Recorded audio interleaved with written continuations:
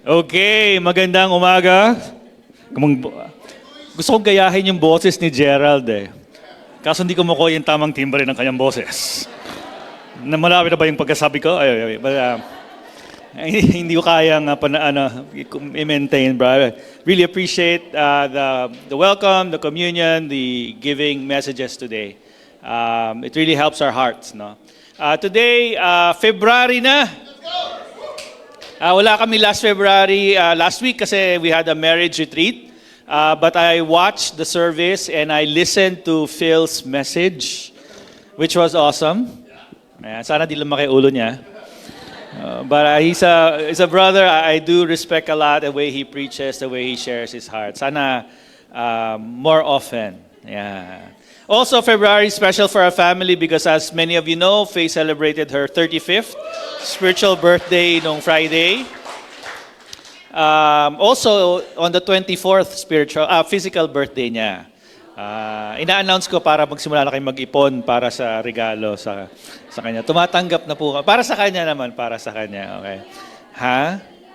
Si Kian din daw, sigaw nung ate. Kian's birthday is February 21. Birthday mo, gusto mong sabihin ko na rin. Sa March kami parehas, March kami. So, si Kian tsaka si Faye, February, kami ni Silk sa March. Yan. But imagine, it's already February 2025. Ang bilis ng panahon. And it's sort of connected to what I want to share this morning. Ang title ng lesson this morning is, Run to Reach the Prize. Mabilis. Sorry, wala po akong medal na isasabi sa sarili ko.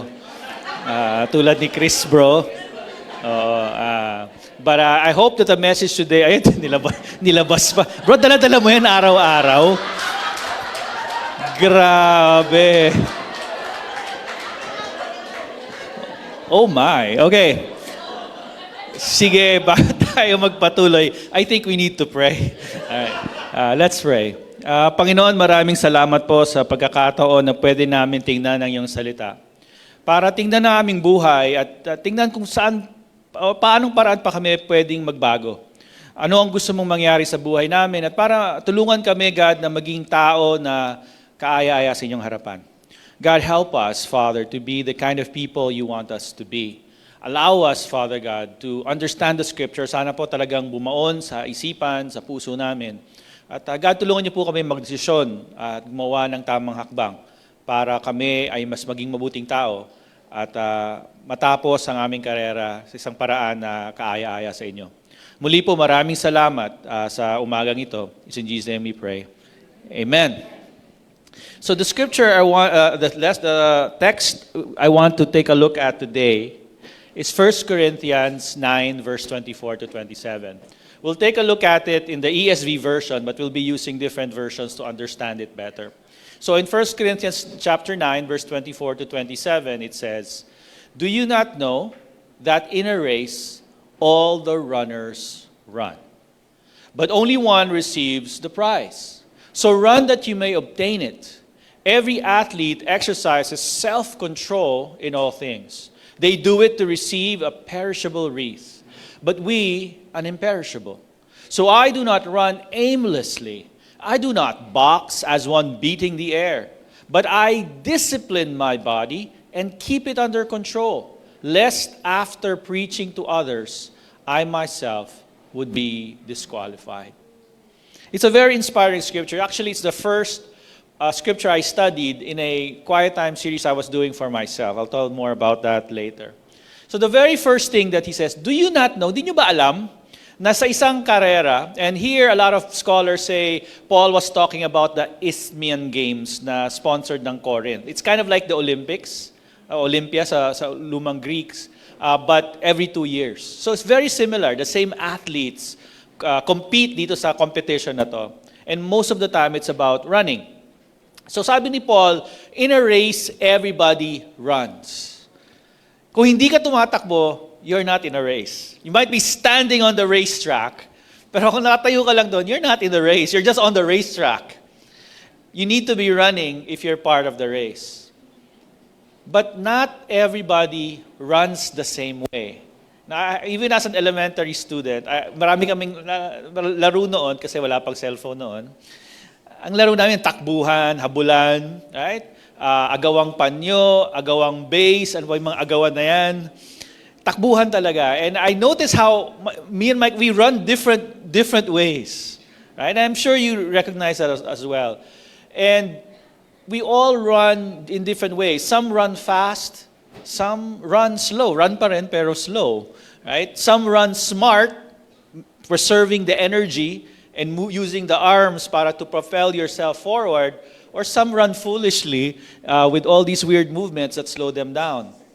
Some run with the right motivation, and some run with wrong motives. We run in some way, but iba-iba. But how should we run? Paul answers that question by saying, run that you may obtain it. The it is the prize. Sabi sa NIV version, run in such a way as to get the prize. Paul tells the Corinthians, run, but run in a way to receive the prize. Why? Because only one gets the prize.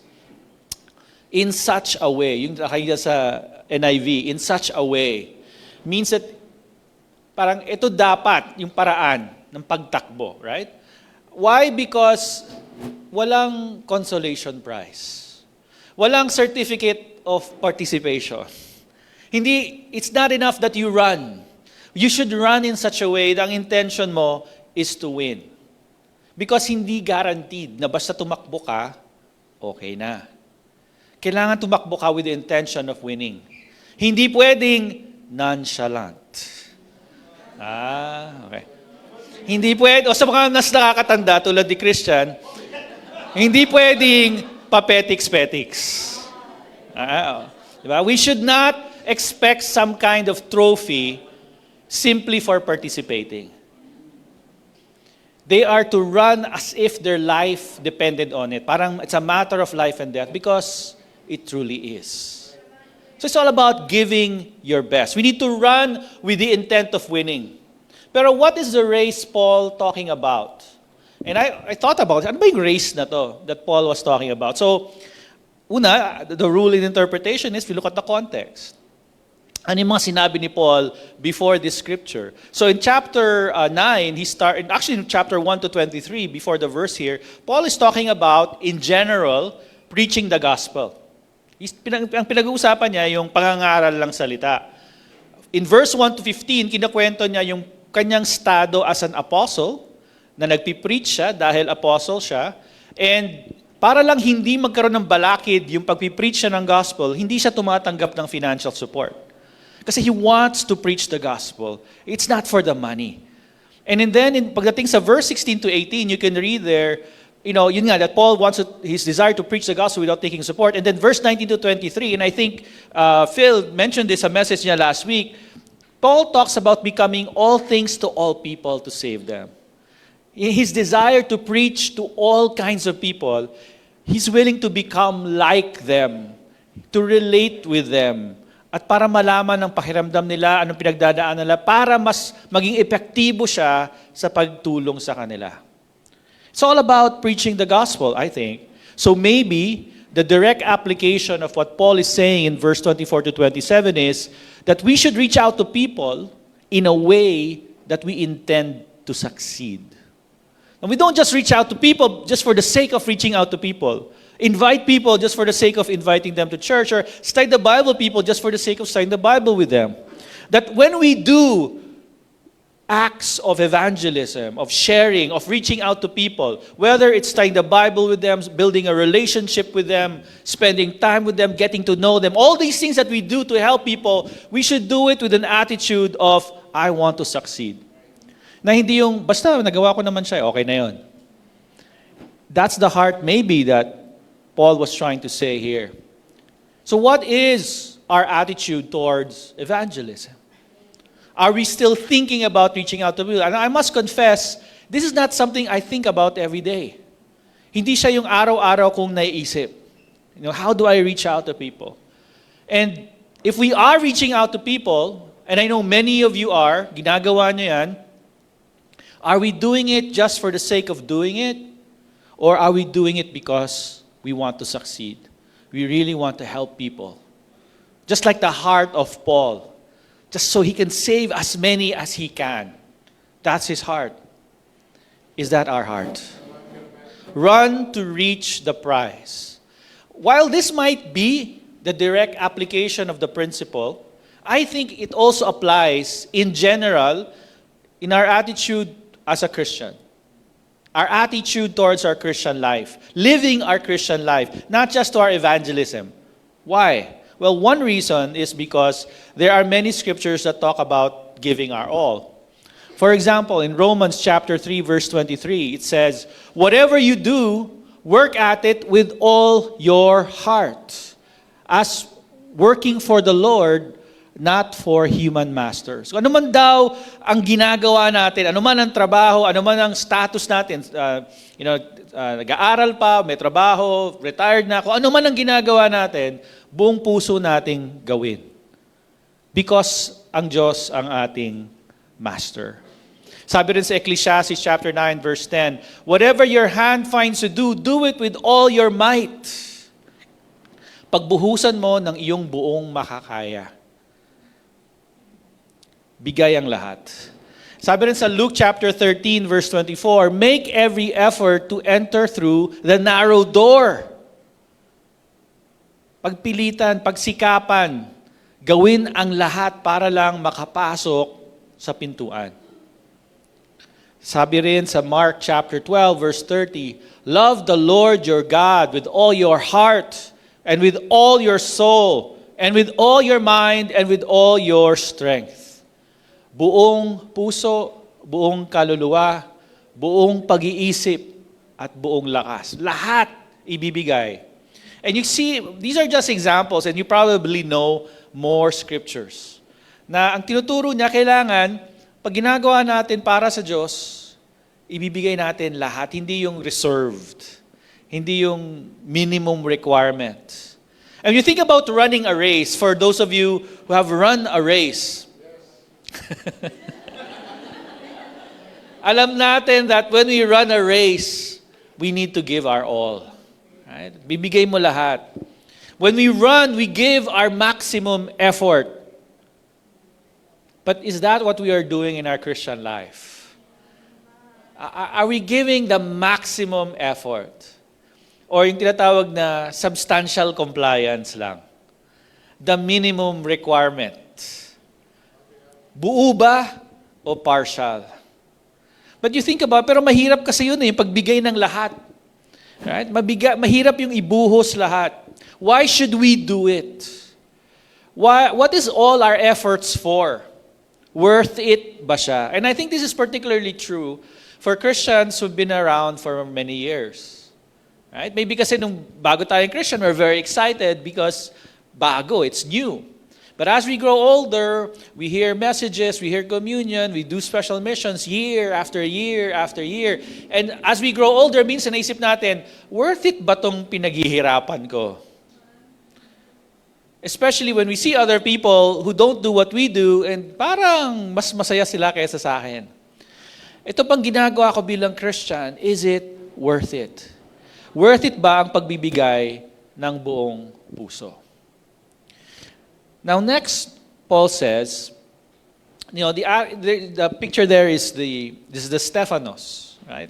Ito yung prize o yung wreath na binibigay sa mga nananalo. Wala pang medal nun, right? Ang sinasabit sa mga nananalo yung Stephanos, which is a garland or a wreath made of flowers or leaves. Ito yung prize nila. Ito yung prize sa paghihirap nila. Itong wreath na ito. And Paul says, the athletes, they do their best. They do it to receive a perishable wreath. They do it to get a crown that will not last. Sabi sa NLT, they do it to win a prize that will fade away. Isipin mo yon, ilang buwan ka nagta-training, tapos makukuha mo, gulay na nalalanta. Right? Hindi mo nga pwede atang kainin yan. Di ba? How do you preserve it? It will not last very long. But this is what they work hard for. Yung mga athletes ng panahon nila, they were very strict with themselves, what they eat, how they train, and yet, this is what they're working for. Sabi ni Paul, they do it to win a prize that will fade, but we do it for an eternal prize. What is Paul trying to say?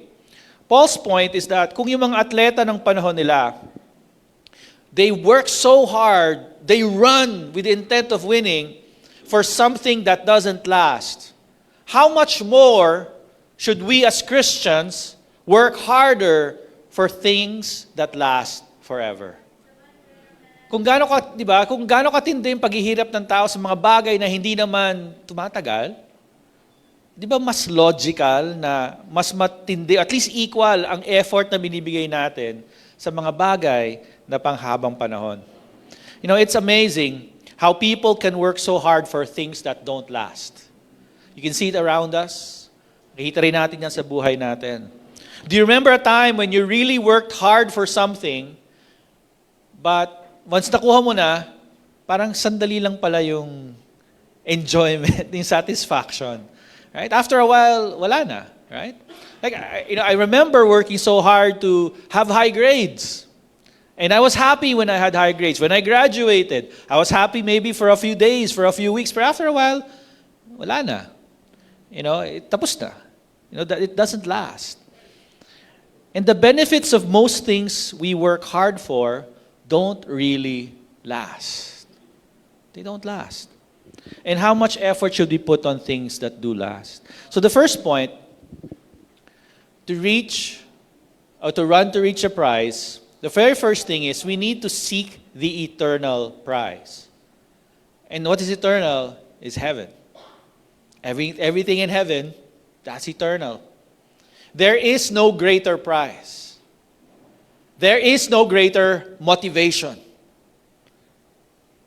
Do we believe that? Yan ba yung pinapaniwalaan natin? Na going to heaven, being in heaven, that's the greatest motivation. I think many people, if not all people, get frustrated. They get burned out. They get depressed. Not because they're not working hard. But I think nagiging depressed, nagiging frustrated ang mga tao because they are chasing after small prizes. Cheap thrills. Mga bagay na nagpapasaya na sandali lang pero hindi naman tumatagal. Sometimes we can pour out our lives into something that's really not worth our lives. Alam mo yung feeling na, nakuha mo na, pinagtrabahuhan mo, pero parang wala. That has happened to me so many times. Accomplishments, awards, winning things, no? It was fun for a while, pero after a while, wala naman nakakatanda eh. No one remembers. Even you yourself, you don't remember the feeling of what it was like. Because there is no other goal that will satisfy, no other goal that can sustain us. So what do you do? Why do you do what you do? What is our motivation for doing the things that we do? Bakit ka ba nandito? Why do you strive to be a Christian? If you're a student, why are you trying to do well in school? I'm assuming you're trying to do well in school. But why do you do it? Bakit? Dahil takot tayo sa magulang natin? Dahil gusto natin magkaroon ng trabaho? Those are good things. But is that the ultimate goal? Why do you want to succeed in your career? Why do you want that promotion? Why do you want that job? Why do you want to be a good spouse? Why do you want to be a good Christian? Why do you want to be a good parent? Why? Ano yung motivation natin? What is your prize? The answer to that question, that is your prize. That is the prize you have chosen for yourself. Is the prize you are seeking eternal? Will it last? Are we living our lives with the goal of going to heaven? Are we living our lives with the goal of going to heaven? How much do we think about heaven? They say life is a race. And I used to think I'm running against other people. I'm very competitive by nature. So I need to be better than other people. And in my pride, I think I'm better than most people. But if the prize is heaven, I have the problem with the scripture. Kasi if the prize is heaven, It's not really a competition. Di lang may isa lang pupunta sa langit, di ba? Sana hindi. Right? And the Bible says more than one person will go to heaven. It's not really a competition. The good news about heaven is that God wants as many as people as possible to be saved. So I was thinking about the scripture, paano siya ma-apply? Kasi hindi lang naman isa lang. How does running to get the prize, because only one person gets the prize, apply to the eternal prize? Naisip niyo ba yun? How does this apply? So I thought about it and I think the analogy still works. Because when it comes to heaven, I'm not running against other people, but I'm running against myself. It's a competition, but I'm not competing against Christians. Certainly I'm not competing against Kuya Jeric because I will never win. Maghanap ako dito ng kalaban na pwede kong si Chris po. Ayan. Right? It's not a competition against fellow Christians, but it's a competition against ourselves. Sino kalaban ko? I'm running against the sinful, the mediocre, the lazy version of myself. Maybe it's the old me who became a Christian before I became a Christian. Or maybe it's the Christian me, but he's a hypocrite. Maybe it's the Christian me, but he's the lukewarm. I'm running against the horrible, sinful versions of myself. Kalaban ko, sarili ko. Ang kalaban ko ay yung mga masamang version ng pagkatao ko. And the question is, which version of myself will I choose to be? Sino ang mananalo? Anong pagkatao ang mananaig? Which version of me will win the race? Which version of you will win your race? In one sense, naisip ko rin, in one sense, the question is not about crossing the finish line because all of us, at some point, our race will end. The finish line will always be there. At some point, our lives will end. The race is over for us. We have no choice over that. Hindi pwedeng walang katapusan yung race. No, it will end. We don't know when. But who we will be at the end of our race, we don't have the choice na matapos siya, but kung sino tayo at the end of our race, that we have a choice. Kung sino tayo sa katapusan ng ating buhay, kung kailan mang mangyari yon, nasa kamay natin yon. Nasa desisyon natin yon. Yung dati mong pagkatao, bago ka naging Christian o ang Kristiyanong kung sino ka ngayon, sino ang mananalo? Sino ang mananalo? Sino ang mas nanaig? We have a choice over that. Will I choose to be choose to be the version of myself that wins the prize? Actually, only the best version of ourselves will win the prize. And we need to choose to be that person when we cross the finish line. But is it enough that we are seeking the eternal prize? Kasi point number 1, di ba? Seek the eternal prize.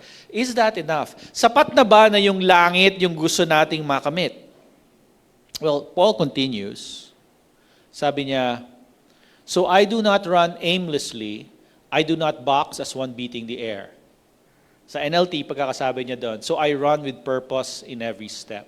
Notice he says, so, di ba? So yung prinsipyo niya is, in a race, only one will win, so run to get the prize. So yung principle.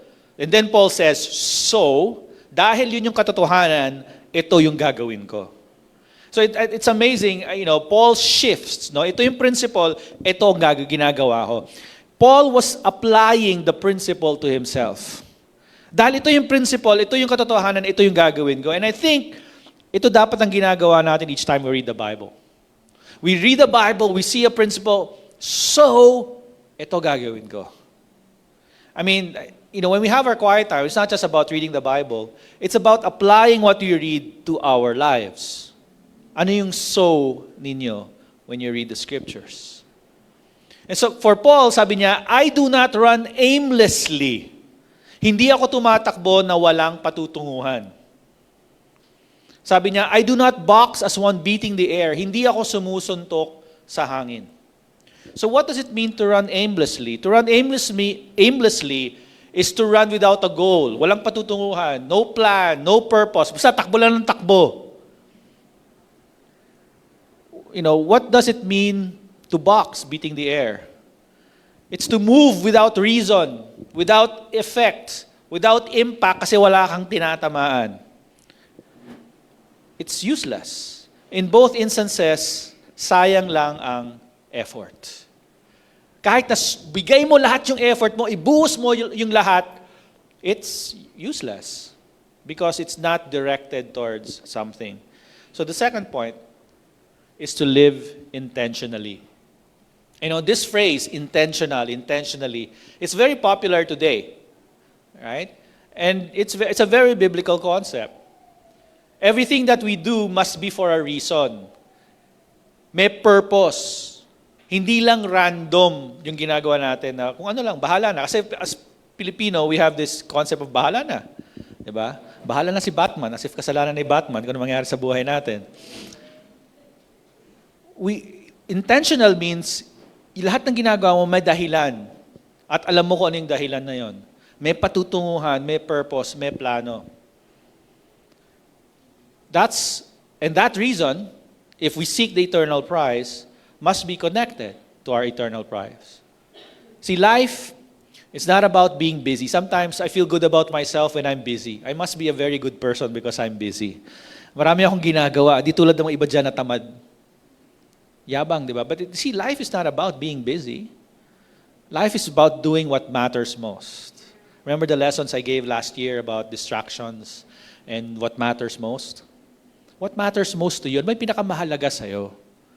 Are you living your life intentionally to go after the things that matter most to you? Or kung ano lang, anong gagawin mo today? Bahala na kung anong makita kong gawin today. Do we have a goal? Do we have a plan? What dictates what you put in your planner? In the first place, do you have a planner? Okay? Baka wala naman. First of all, have a planner. It doesn't have to be a fancy Starbucks planner. Pwede siyang notebook or papel, but have a plan. Do you have a plan? And what do you put in your plan? What dictates, kasi sometimes what dictates what we put in our plan is what is urgent, ano yung makulit, but not necessarily, yun naman talaga yung kailangan natin gawin. It just happens to be urgent. At this point, I want to lift up my wife, si Faye. Faye is a great planner. I'm not talking about the notebook, but she plans. And she writes things down. You should see her planners and how detailed it is and how early she plans. Like she was planning for this year. I don't know what month you started writing your planner. Kasi she has, okay lang kwento ko yung planner man a little bit. Yung planner ni Faye, actually, nakita niya siya, hinihingi niya yun kay Weng Monhe. And she was sana bigay na kagad sa akin kasi she likes the planner the way it's laid out and she makes plans. And she always talks to me about planning and I get convicted. And I'm no Christian, it's the same way with Jassy, right, bro? Right, bro? Makisama ka. All right. Yeah. So, I'm not, I also do, I have a planner, I do plan, but I'm not like ka-detailed on cafe. But I have a plan for my life. Like before my life ends, I have a list of things. Hindi mo siya bucket list. It's not to travel to different places. I don't have any kind like that. But things I want God to do in my life before I die. Right? So I have a list. I mentioned this before, I think in a lesson. It's my shameless audacity list. Right? And then I have a list of things planned ko for this year. And I make plans for every month and every week and every day. All of those are connected to the long-term plans. Lahat ba nagsasucceed? No. Do all of them happen? No. But I think it's better to have a plan and not reach it or reach close to it and rather than have no plan at all. Don't you agree? Kasi it's scary to have goals and plans. Nakakatakot, di ba? Kasi paano kung di matupad? I might lose faith. Right? Madi-disappoint ako, ma-frustrate ako. But I think the risk of having plans is not as bad as the risk of having no plans. It's scarier also when we do have plans Pero yung plans natin walang connection sa eternal prize. So basically, to summarize this point, what do you think are God's plans for your life? Kasi you can have plans, no? Pwede mong gayahin yung plan ng iba, but really, what is God's plan for your life? Alright? Lahat tayo, ang pinaka-goal natin is go to heaven. Right? And to be there with God at the end of our lives, or when the world ends, whichever comes first. Yan ang goal natin ultimately. We want our families all to be there, right? That's our goal. Heaven is the goal. But lahat yun the same para sa atin. Pero yung ruta papunta doon, iba-iba for us. Some of us, God's plan is this way, God's plan is a different way. Sometimes we may not like God's plan for your life. Like, to be honest, God's plan, what seems to be God's plan for my life is to be a teacher. And I'll be the first to admit that I don't think I deserve to be one. But I don't think I have a choice in the matter. It's God's plan. So I have to do my best to fulfill that plan. I want to be someone else, something else, but that's not what God wants for me. And I have to fulfill God's plan. No matter the risk, no matter the cost. What about you? What's God's plan for you? Do you know what it is? Do you like it? Doesn't matter.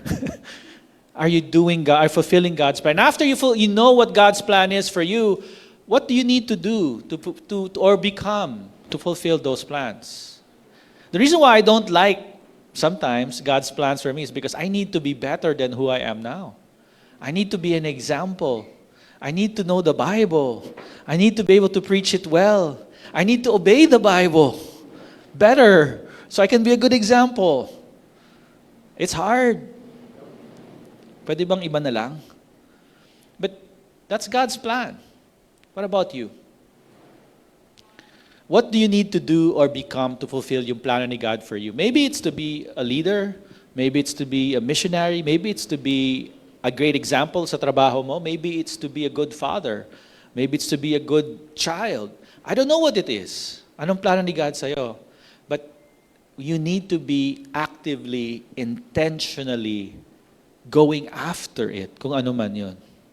I'm not talking about New Year's resolutions. That's just, I think, shallow stuff. It's about a plan for your life. What are you doing? Where is your life headed? And you might be thinking, you might be involved or campus student or teen. Bro, bata ko pa. No, it doesn't. Or you might say, senior na ako. No, it's not too late. God chose to reach out to you at the age you were reached out to for a reason. Young or old or middle, doesn't matter. God has a plan for you. Are you going after that plan? We only have 3 choices. Either we live with no plans at bahala na, we live with plans but do not involve God, or we live with plans in accordance with God's will. What will you choose? In God's infinite love for us, God has given us the opportunity to choose. Hindi tayo pinipilit. But what will you choose? Third point, exercise self-control in all things. Actually, this is the reason why I studied this verse, 1 Corinthians 9, 24 to 27. Because at the start of the year, I felt that I needed to grow in my self-control. Feeling ko hindi ako self-controlled. First of all, to be honest, in my eating habits. Okay, na parang nawala yung self-control ko. If you knew me 2 years ago and how I looked and how I look now, I've lost self-control. All right? Like some of you have said, una palang kita sa akin, oh bro, tumaba ka. Thank you bro, tagal tayo din nakita. Salamat sa pambugad mong pambati sa akin. I think God was speaking through you. Don't feel guilty. All right? Whoever you may be. Marami kayo. Okay? So I felt, okay, I need to have self-control in my eating habits. There are things that I did not eat before anymore. I started eating again. Right? So I need to control, and I am doing my best. I lost a few pounds already. I also need to grow in my self-control, and this is actually more from my children, in responding to triggering situations. There are things that trigger me, my annoyance, my irritation, my anger. And I have to be more self-controlled. And it's convicting that my own kids tell me, Dad, why'd you do that? Sure, I need to be more self-controlled. It's convicting when your own children point out, your irritability, your quick temper. And so in other areas, so I felt I needed to grow in my self-control. So that's why I studied this verse. And Paul says in verse 25, every athlete exercises self-control in all things.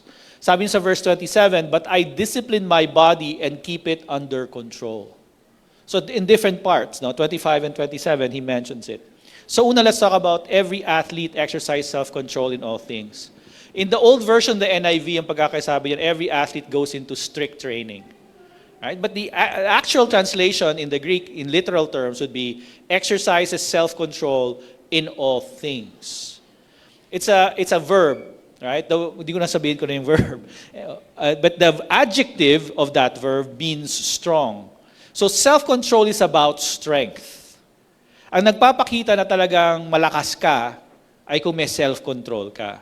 And maybe that's the reason why in Proverbs 16 verse 32, it's better to have self-control than to be a conqueror. Matagal ko na naisip yun, bakit mas magandang may self-control kaysa maging conqueror? Di ba pag conqueror ka, marami kang nagagawa. But this Proverbs say, no, it's actually better to have self-control because it's harder.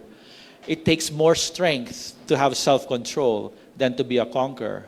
Sabi rin ni Paul, I discipline my body and keep it under control.